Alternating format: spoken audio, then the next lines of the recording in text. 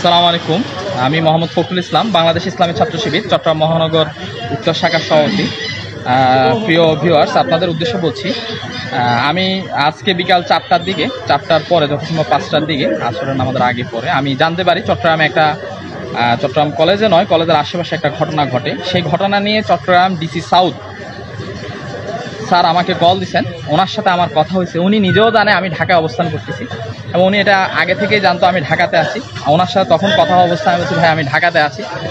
তো আমি ঢাকাতে থাকা অবস্থায় কিভাবে চট্টগ্রামে একটা হামলার সাথে অংশগ্রহণ করে আমাদের বন্ধুপ্রীতম সংগঠন ছাত্রদলের ভাইদের সাথে হয়তো বা কারোর সাথে কোনো সংঘাত হয়েছে।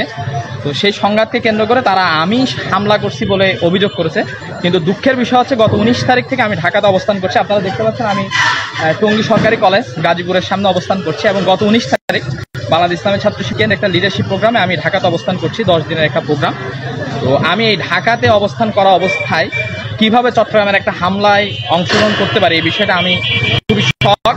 এবং আরও বেশি কষ্টের বিষয় হচ্ছে আমাদের বন্ধুপ্রীতম সংগঠন ছাত্রদের ভাইয়েরা এই অভিযোগ করছে, সেই ভাইয়েরা যাদের সাথে আমরা বিগত ফ্যাসিজমের বিরুদ্ধে আন্দোলনে একসাথে কাঁধে কাঁধ রেখে হামলা করছি। আজকে আমার খুব বেশি কষ্ট লাগছে যে বিষয়টা, যে ফ্যাসিবাদ সরকার এতদিন পর্যন্ত বাংলাদেশের তারা যে কর্মকাণ্ড প্রচার করে সেই কর্মকাণ্ড আমাদের বন্ধুপ্রীতম সংগঠন ভাইয়েরা করে। কারাগারে থেকেও আমাদের ভাইয়েরা মামলা আসামি হয়েছে। আজকে আমার সেই চিত্র স্মরণ হচ্ছে, আমি ঢাকাতে থেকেও এমন একটা ঘটনার সাথে সম্পৃক্ত বলে তারা অভিযোগ করছে। এটা খুবই হতাশার, খুবই দুঃখের। আমাদের বন্ধুত্ব সংগঠন থেকে আমরা এমনটা আশা করি নাই।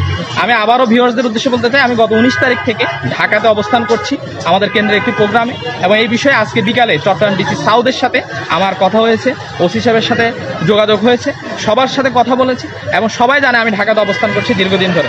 তারপরও আমার বিরুদ্ধে এখন অভিযোগ আসলে হতাশা, আসলে লজ্জাজনক। আমি বলতে চাই, এই অভিযোগের মাধ্যমে বাংলাদেশ ইসলামী ছাত্র শিবির চট্টগ্রাম মহানগর উত্তরকে এবং ব্যক্তিগতভাবে আমাকে হেয় করার জন্য একদল ফ্যাসিস্ট, যারা বাংলাদেশের স্বাধীনতায় বিশ্বাস করে না, যারা ছাত্রদল, ছাত্র শিবির, সকল ছাত্র সংগঠনের ঐক্যে বিশ্বাস করে না, তারা এই কর্মকাণ্ড ঘটিয়েছে। আমি সকলের উদ্দেশ্যে বলতে চাই, আপনারা তাদের এহেন কর্মকাণ্ডে বিচলিত হবেন না। সাংবাদিকদের উদ্দেশ্যে বলতে চাই, সাংবাদিক আপনারা হচ্ছেন জাতির মস্তিষ্ক, আপনাদের আমরা আরো রিপোর্ট আশা করি। রিপোর্ট করার ক্ষেত্রে অবশ্যই আপনাদের যাচাই বাছাই করে করা দরকার যে আসলে ঘটনাটা কতটুকু সত্য।